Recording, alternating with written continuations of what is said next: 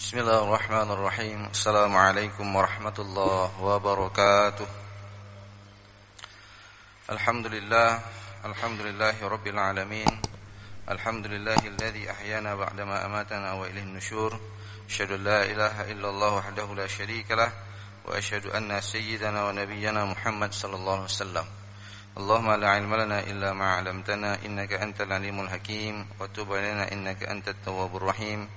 وقال الله تعالى في القرآن الكريم أعوذ بالله من الشيطان الرجيم بسم الله الرحمن الرحيم يا أيها الذين آمنوا لا تأكلوا الربا أضعافا مضاعفة واتقوا الله لعلكم تفلحون واتقوا النار التي أعدت للكافرين وأطيعوا الله ورسوله لعلكم ترحمون صدق الله العظيم. Alhamdulillah, segala puji bagi Allah Subhanahu wa taala. Begitu banyak nikmat yang telah Allah curahkan kepada kita semua. Nikmat keimanan, nikmat yang paling agung, beserta nikmat kesehatan, nikmat yang lebih berarti dibandingkan harta. Sehingga kemudian pada subuh yang mulia ini kita bisa hadir di masjid dalam rangka melaksanakan perintah Allah Subhanahu wa taala. Semoga semua kenikmatan yang telah Allah curahkan ini menambahkan ketaatan kita kepada Allah Subhanahu wa taala, menyempurnakan amaliyah kita ketika kita masih hidup di atas dunia ini. Dan mudah-mudahan ketika Allah mengambil nyawa kita, semua kita insyaAllah meninggal dalam husnul khatimah. Amin ya rabbal alamin. Salawat dan salam kita sanjung sajikan ke pangkuan junjungan kita Nabi besar Muhammad sallallahu alaihi wasallam. Jamaah subuh yang dimuliakan oleh Allah, para pendengar dari Baitur Rahman dan Radio RRI yang dimuliakan oleh Allah Subhanahu wa taala. Pada subuh yang mulia ini kita akan melihat tafsir dari surah Ali Imran ayat 130 sampai 136. Dan pembahasan kita pada subuh ini jamaah yang dimuliakan oleh Allah, saya dasarkan kepada buku yang ditulis oleh Syekh Munir Al-Ghabban, Sistem Kaderisasi dalam Sirah Nabi, halaman 270 sampai 280. Ada 10 halaman di sana. Ada hal yang cukup menarik jamaah yang dimuliakan oleh Allah ketika kemudian beliau menjelaskan tentang pertarungan akhlak. Jadi di dalam surah Al-Baqarah ayat 130 sampai 136 ada 3 penyakit jamaah yang dimuliakan oleh Allah yang dihinggapi kepada manusia, yang itu terjadi pada masa sahabat dan juga hari ini menjadi pertarungan akhlak dalam kehidupan kita sehari-hari. Nah, jamaah yang dimuliakan oleh Allah Subhanahu wa taala, saya ingin mulai dulu karena nanti dikaitkan dengan perang Uhud. Jamaah yang dimuliakan oleh Allah Subhanahu wa taala, kita akan menjelaskan ayat ini dengan pendekatan kita lihat dulu sejarah tragedi terjadinya perang Uhud. Jamaah yang dimuliakan oleh Allah Subhanahu wa taala, dalam sirah kita dapatkan bahwa ketika terjadi perang Uhud, wajah Rasulullah sallallahu alaihi wasallam itu terluka.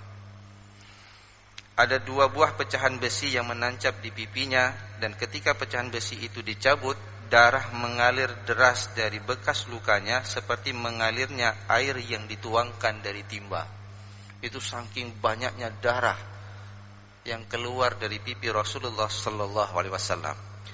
Maka Malik bin Sinan, seorang sahabat Rasul, menyedot darah itu dengan mulutnya kemudian menelannya. Maka berkata Rasulullah sallallahu alaihi wasallam, barang siapa yang ingin melihat orang yang darahnya bercampur dengan darahku, hendaknya ia melihat kepada Malik bin Sinan. Dikatakan kepada Malik bin Sinan oleh Rasulullah, engkau meminum darah itu wahai Malik? Ia menjawab, iya ya Rasulullah, saya meminum darah Rasulullah sallallahu alaihi wasallam. Maka berkatalah Rasulullah sallallahu alaihi wasallam, barang siapa yang darahku menyentuh darahnya, ia tidak akan terkena api neraka. Jemaah yang dimuliakan oleh Allah, di sini ada 2 pelajaran yang kita dapatkan. Yang pertama, perang Uhud ini menyebabkan Rasulullah sallallahu alaihi wasallam terluka. Dan luka yang diderita oleh Rasulullah sallallahu alaihi wasallam termasuk luka yang sangat berat. Dan di sini juga kita dapatkan pelajaran bahwa ada sahabat yang begitu mencintai Rasulullah sallallahu alaihi wasallam, yang dia kemudian mau untuk menyedot darah Rasulullah yang keluar, lalu ia minum karena kecintaannya kepada Rasulullah sallallahu alaihi wasallam. Nah, jemaah yang dimuliakan oleh Allah, lalu pertanyaannya, kenapa Rasulullah terluka? dalam perang tersebut. Nah, jamaah yang dimuliakan oleh Allah Subhanahu wa taala, sebagaimana kita ketahui bahwa perang Uhud Rasulullah pada waktu itu kemudian kalah dikarenakan ada sejumlah pemanah yang ditempatkan di bukit Uhud, lalu kemudian mereka tidak taat kepada Rasulullah dan mereka turun untuk mendapatkan harta ghanimah karena ketamakan mereka. Itulah yang kemudian menyebabkan Rasulullah SAW kemudian kalah. Jamaah yang dimuliakan oleh Allah Subhanahu wa taala, dalam sirah mereka yang ditempatkan oleh Rasulullah di atas bukit Uhud untuk memprotek Rasulullah yang sedang berperang di bawah adalah mereka dari kalangan para sahabat yang kemudian masuk ke dalam Islam, melihat nubuwah, melihat mukjizat dari Rasulullah SAW, tapi karena ketamakan terhadap harta ghanimah mereka tidak taat kepada Rasulullah. Ketidaktaatan inilah yang kemudian menyebabkan kaum muslimin kalah. Jamaah yang dimuliakan oleh Allah Subhanahu wa taala, lalu apa hubungannya dengan firman Allah Subhanahu wa taala di dalam surah Ali Imran ayat 130, 136 yang itu bicara tentang riba? Jamaah yang dimuliakan oleh Allah Subhanahu wa taala, Ali Imran 130 Allah Subhanahu wa taala mengatakan, ya ayyuhalladzina amanu la ta'kulur riba adha'afan mudha'afah wattaqullaha la'allakum tuflihun. Hai orang-orang yang beriman, janganlah engkau makan harta riba itu secara adha'afan mudha'afah, berlipat ganda. Dalam tafsir Ibnu Katsir, Ibnu Jarir mengatakan begini, jamaah yang dimuliakan oleh Allah, riba yang terjadi pada masa Rasulullah itu kalau dalam konteks ayat ini adalah riba jahiliyah.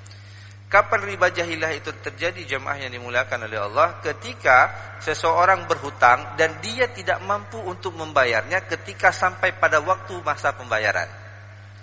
Jadi misalnya saya hutang dengan Bapak, lalu hari ini waktu di mana saya harus membayar, due date-nya sampai. Lalu saya bilang sama Bapak, Pak, saya tidak punya uang hari ini. Boleh enggak di rescheduling, kita buat nanti bulan depan saja.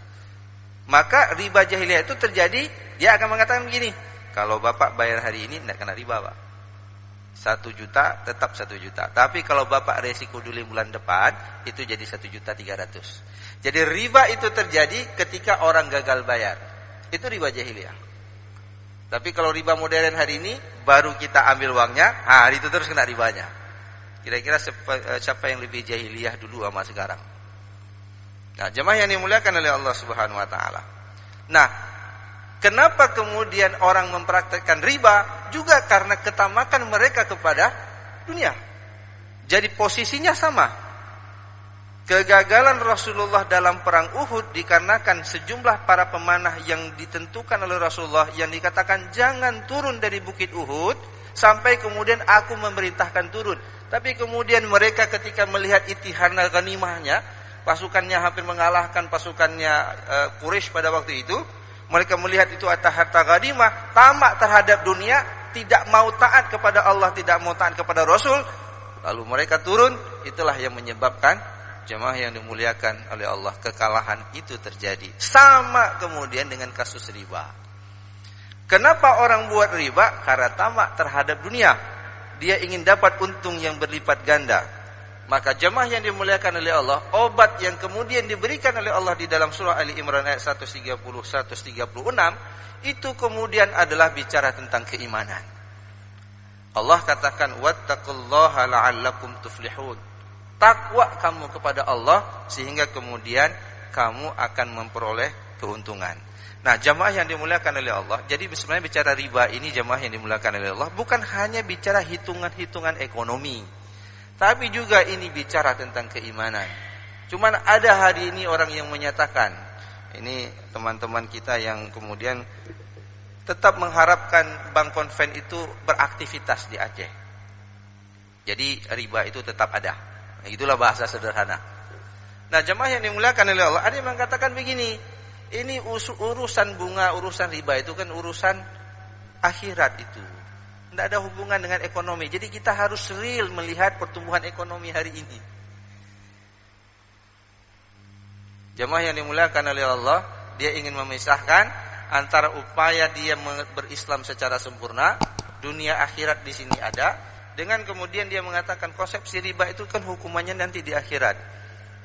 Alladzina ya'kuluna riba la yakumuna illa kama yakumul ladzi yatakhabbatu syaitanu minal mas. Jadi orang makan riba nanti di akhirat dibangkitkan di hari kiamat itu dalam keadaan sempoyongan. Nah, jadi itu ke akhirat. Nyoba kita pikir yang akhirat ini. Kita pikir real aja di dunia ini. Kira-kira kalau ini tutup nanti ekonomi kita bagaimana? Dipisahkan, Pak, antara kehidupan dunia dengan kehidupan akhirat. Ada lagi yang saya katakan minggu kemarin, matematika pahala, Pak. Jadi kalau buat sedekah pahalanya kan 10. Kalau kita buat maksiat dosanya kan cuma 1 kata Allah Subhanahu wa taala. Jadi setiap kebaikan yang kita lakukan pahalanya 10. Kalau setiap keburukan dicatat 1, maka kita buat 1 keburukan, kita sedekahkan masih ada pahalanya. Pahalanya surplus 9. Gitu. Jadi nggak apa-apa kita buat riba, nanti banyak-banyak sedekah. Jadi nanti tetap kalau dihitung-hitungan pahalanya, kita masih menang katanya. Ini hitung-hitungan pahala, Pak. Nah, jemaah yang dimuliakan oleh Allah Subhanahu wa taala, maka kalau kita lihat ke dalam ayat ini, mereka yang kemudian mau meninggalkan riba adalah mereka yang kemudian jemaah yang dimuliakan oleh Allah Subhanahu wa taala menghilangkan sifat ketamakan terhadap dunia, lalu membangun jiwa ketakwaan kepada Allah Subhanahu wa taala. Dan ayat berikutnya, wattaqun naral lati uiddat lil kafirin. Takutlah kepada api neraka yang dijanjikan kepada orang-orang kafir. Untuk siapa ini? Untuk pelaku riba. Maka di dalam Al-Quran Allah Subhanahu wa ta'ala di dalam surah Al-Baqarah 278 Allah Subhanahu wa ta'ala juga mengatakan, yang ayat ini sudah sering kita ulang di sini untuk mengingatkan kita bahwa riba ini kita tinggalkan karena ada kaitannya dengan iman.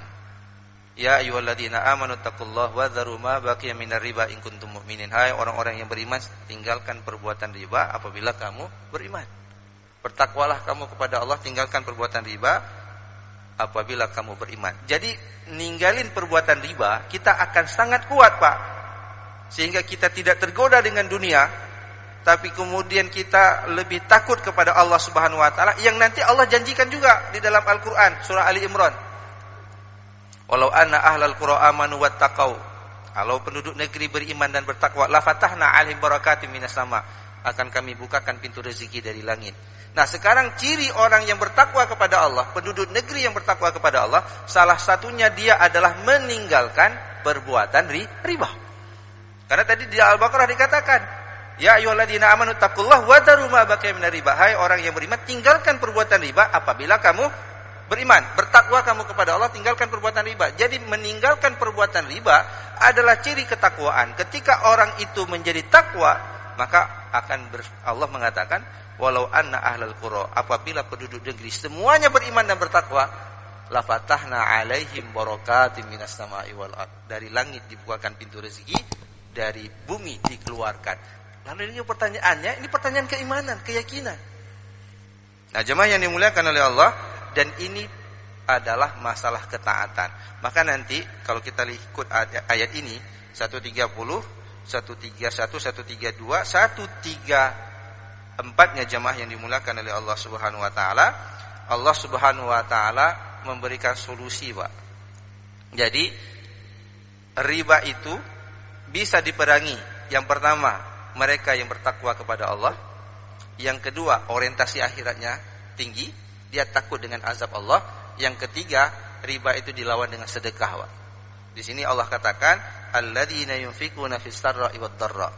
Nanti kalau kita rujuk ke surah Al-Baqarah, yamhaqullahu riba wa yurbis sadaqat. Allah hancurkan harta riba, Allah ribakan harta yang disedekahkan. Jadi kalau kita ingin melihat tingkat kemakmuran dari sebuah negeri, adalah lihat tingkat kedermawanan dari masyarakat yang tinggal di negeri itu. Jadi satu-satunya cara untuk menghancurkan riba, menghilangkan sifat ketamakan kita terhadap dunia adalah memperbanyak sedekah. Dan nanti kalau kita urut lagi, sedekah ini tidak diterima kecuali datangnya dari harta yang halal. Maka di dalam Al-Quran Allah sandingkan bahwa riba bisa diperangi itu dengan memperbanyak sedekah. Kenapa orang hari ini terpaksa mengambil riba? Karena begitu banyak orang yang kaya, pelit, Pak. Maka rentenir hari ini merajalela, Pak. Saya merasakan banyak teman-teman kita misalnya, dia tiba-tiba ya istrinya melahirkan, tidak punya uang. Dia harus cari solusi. Bagaimana solusinya supaya kemudian istrinya bisa melahirkan dengan selamat? Dia butuh biaya. Dia datang kepada saudaranya yang punya kemampuan. Dia minta hutang. Tidak ada hutang, Pak, nggak dikasih. Akhirnya datang rentenir, ditawarin, dikasih. Walaupun dia harus membayar bunga. Karena faktor kebutuhan. Jadi jemaah yang dimuliakan oleh Allah Subhanahu Wa Taala, ini pertarungan akhlak kita hari ini. Masyarakat kita hari ini hidup di tengah-tengah kondisi ekonomi yang berat.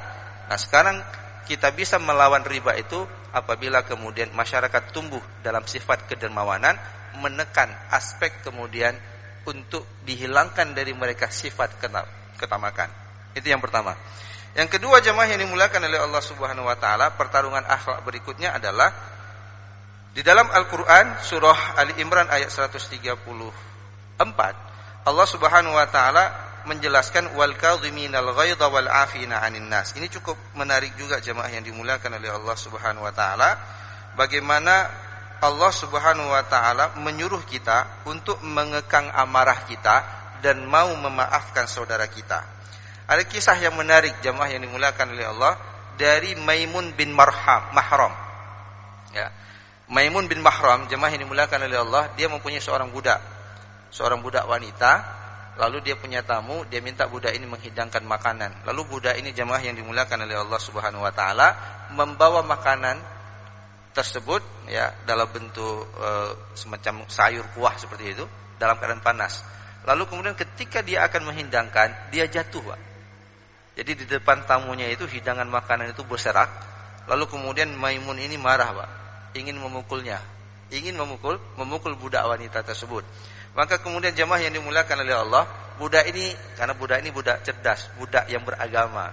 Maka ketika dia marah, maka budak ini mengatakan wal 'afina 'anil nas. Dia pakai ini ayat. Wahai Maimun, ya pemilik budak, juragan dia, gunakan ayat ini wal 'afi Allah Subhanahu Wa Taala wal kadhiminal ghaidha, tahan amarahmu. Maka dia tahan amarahnya. Baik, aku sudah melakukannya. Dibilang lagi sama budak ini wal 'afina 'anil nas, maafkan. Dia mengatakan, aku sudah memaafkan kamu. Di akhir ayatnya, wallahu yuhibbul muhsinin, lakukan kebaikan. Lalu Maimun, aku juga melakukannya, ku bebaskan engkau sebagai budakku. Masya Allah. Ini keteladanan dari para sahabat. Bagaimana ayat ini bekerja dalam kehidupan kita? Bagaimana ayat ini bekerja dalam kehidupan mereka? Kalau kita hari ini lagi marah, dibilang sama anak, ayah nggak boleh marah, karena Allah mengatakan la taghdab walakal jannah. Jangan marah engkau masuk surga. Makin mengereo, kapurno ayah kah? Gitulah kira-kira. Tapi para sahabat dengan Al-Qur'an itu hidup, Pak. Jadi kalau dia marah dibacakan ayat jangan marah, maka wal kadhiminal ghaidha itu langsung dia sadar, enggak jadi marah. Lalu ketika dia mengatakan maafkan itu lebih baik, langsung dia maafkan. Lakukan kebaikan, dia buatlah kebaikan berikutnya. Nah, jemaah yang dimuliakan oleh Allah, ini juga yang terjadi dalam masyarakat kita hari di pertarungan akhlak. Memang saya sudah enggak marah sama kamu, tapi hanggu kumaah, benan lai lang rumohnya ya weh gitu. Nah, itulah. Nah, ini jemaah yang dimuliakan oleh Allah, kita juga harus melihat bagaimana kehidupan masyarakat kita hari ini. Kadang-kadang pertarungan, keributan terjadi karena masyarakat tidak sangat mudah untuk memaafkan kesalahan orang. Dan yang terakhir jemaah yang dimuliakan oleh Allah Subhanahu Wa Taala, ini hubungannya dengan, jadi ada 3 masalah di sini. Yang pertama adalah masalah riba, yang kedua adalah masalah masyarakat yang sifatnya nafsu amarahnya begitu besar, yang ketiga nafsu seks, Pak, yang merajalela. Di sini dikatakan walladzina idza fa'alu fahishatan aw zalamu anfusahum dzakarullah fastaghfaru lidzunubihim, yaitu mereka yang melakukan fahisyah. Ada perbedaan kata di dalam Al-Qur'an antara fajir dengan fahisyah. Kalau fahisyah itu kejahatan yang berhubungan dengan masalah seksual. Nah, saya mendapatkan ini dari ceramahnya Ustaz Hadi Hidayat ketika beliau membedakan antara fajir, perbuatan kejahatan, dan fahisyah, perbuatan kejahatan yang berhubungan dengan masalah seks. Maka di dalam Al-Qur'an Allah Subhanahu Wa Taala memberikan obatnya. Bagaimana obatnya? Zakarullah, banyak-banyak ingat Allah, fastaghfaru lidzunubihim, minta ampun sama Allah. Nah, jemaah yang dimuliakan oleh Allah Subhanahu wa taala, jadi mengingat Allah, memohon ampun, lalu kemudian tidak bersikap sombong, itu adalah jawaban untuk menghilangkan syahwat seksual. Nah, dari firman Allah Ali Imran ayat 130 sampai 136, Allah menggambarkan ada 3 penyakit. Saya coba simpulkan. Yang pertama, jemaah yang dimuliakan oleh Allah, syahwat harta, ketamakan terhadap harta, maka orang kemudian memperlakukan riba, maka obatnya kalau di dalam Al-Qur'an, jemaah yang dimuliakan oleh Allah, dia harus meninggalkan perbuatan riba, dan dia meninggalkan perbuatan riba karena keyakinannya kepada Allah Subhanahu wa taala. Ini dulu yang pertama. Karena nanti kita sering membahas bahwa ingat, harta yang kita dapatkan akan ditanya dari mana ke mana. Nah, yang kedua, riba itu akan hilang di tengah masyarakat. Kita kembali kepada Al-Quran, membangun kedermawanan masyarakat lewat kekuatan infak. Yang kedua, syahwat amarah yang digambarkan di dalam Al-Quran, itu obatnya adalah menahan amarah, lalu kemudian memaafkannya. Dan yang ketiga, menekan syahwat seksual ataupun nafsu seks, itu dengan cara mengingat Allah, takut sama Allah. Nanti kan ada, kita lihat hadis Rasulullah, ada 7 golongan yang dijamin masuk surga. Salah satunya adalah seorang pemuda yang diajak untuk berbuat zina, lalu dia mengatakan, aku takut kepada Allah Subhanahu wa taala. Jadi kalau kita sering membawa Allah dalam kehidupan kita, maka ini akan menghambat kita untuk terlibat dalam perbuatan yang dilarang oleh Allah Subhanahu wa taala. Lalu memperbanyak istighfar, memohon ampun kepada Allah Subhanahu wa taala. Lalu kemudian tidak bersikap sombong ketika kita sudah melakukan maksiat. Kadang-kadang kan bangga dia cerita sama orang, dia sudah melakukan maksiat. Nauzubillahi min dzalik. Banyak contoh-contohnya. Nah, jemaah yang dimuliakan oleh Allah Subhanahu wa taala, yang terakhir saya ingin jelaskan, ini penting jemaah yang dimuliakan oleh Allah Subhanahu wa taala. Rasulullah itu kan dalam perang Uhud itu jadi kalah, Pak. Hanya dikarenakan beberapa pemanah yang ditempatkan oleh Rasulullah di Bukit Uhud. Mereka tidak taat kepada Allah. Kalau kita bawa dalam kondisi ekonomi hari ini, Pak, keinginan kita untuk bebas dari riba itu, Pak, jemaah yang dimuliakan oleh Allah, kuat dari sisi masyarakat. Tapi kalau ada segolongan orang kaya ini, Pak, para pengusaha, nolak, Pak, ini bisa jadi kita kalah, Pak. Kenapa? Dia bisa mempengaruhi kebijakan. Sama. Jadi Rasulullah berjuang dengan para sahabat itu di bawah. Berjibaku, mereka berperang, bertarung. Tapi ada yang proteksi nih dari atas, sehingga aman. Jadi sekarang kalau orang-orang kaya yang ekonominya berputar di Aceh, nggak banyak mereka, Pak. Tapi mereka punya kekuatan uang. Bisa berubah kebijakan politik, Pak. Itulah kira-kira. Walaupun sekian banyak masyarakat Aceh ini memohon supaya kita bebas dari riba, lembaga keuangan ke depan hanya lembaga keuangan syariah, sehingga tidak ada pintu orang kemudian bisa melakukan maksiat, tidak ada pintu kemudian orang terlibat dengan riba. Tapi jikalau ada sebahagian orang kaya-kaya ini, Pak, yang nggak mau, Pak, ini bisa mempengaruhi kebijakan ke depan, Pak. Nah, ini jamaah yang dimuliakan oleh Allah. Sama sebenarnya. Rasulullah berjuang, ada sebahagian ini nih yang ditempatkan oleh Rasulullah, kunci untuk memproteksi ekonomi Rasulullah gitu. Sama sebagai pengusaha ini kunci untuk menjalankan ekonomi Aceh. Dia nolak. Orang akan hitungan, Pak. Kalau kita uangnya recehan, mereka uangnya banyakan. Maka kita mengajak semua para pengusaha, yuk kita kembali kepada Al-Quran. Jangan tamak dengan dunia. Jangan tamak ingin kaya sendiri. Tapi mari kita kembali kepada ekonomi yang diridhai oleh Allah. Kita ada kesempatan bebas dari riba. Mari kita keluar dari riba. Kita yakin dengan janji Allah. Walau anna ahlal qura amanu wattaqau la fatahna 'alaihim barakatim minas sama. Rasulullah mendidik para sahabat, mereka aja terpesong itu, Pak. Kira-kira seperti itulah yang dididik oleh Rasulullah, yang melihat mukjizat Rasulullah. Nah, kita sekarang tidak bersama Rasulullah SAW. Oleh karena itu tantangan kita semakin berat. Oleh karena itu jamaah yang dimuliakan oleh Allah, mari kita doakan, kita kuatkan pemimpin kita untuk istiqomah. Kita doakan para pengusaha kita, mereka menjadi pengusaha yang soleh. Karena Rasulullah mengatakan, harta yang paling nikmat adalah dimiliki oleh orang kaya yang soleh, Pak. Karena dengan kekayaannya dia bisa membuat kebaikan demi kebaikan. Tapi kalau orang kaya itu kufur kepada Allah, dia gunakan harta untuk merusak masyarakat. Tapi kita ingatkan mereka, Anda tidak lama hidup di dunia ini. Anda akan kembali kepada Allah, Anda akan mati. Wattaqun naral lati uiddat lil kafirin. Takut kamulah dengan neraka yang dijanjikan oleh Allah, yang diperuntukkan kepada orang yang ingkar terhadap perintah Allah Subhanahu wa taala. Mudah-mudahan pemimpin kita dikuatkan, Pak, untuk komitmen dan istiqomah. Terus memperjuangkan dan membebaskan masyarakat kita dari riba, dan kita doakan para pengusaha kita juga sadar bahwa hidup di dunia ini hanya sebentar. Kita akan kembali dari harta yang kita punyai, apa yang bisa kita lakukan untuk kebaikan dunia dan akhirat kita. Wallahu a'lam bishawab. Wallahu muwaffiq ila aqwamit thariq. Assalamualaikum warahmatullahi wabarakatuh.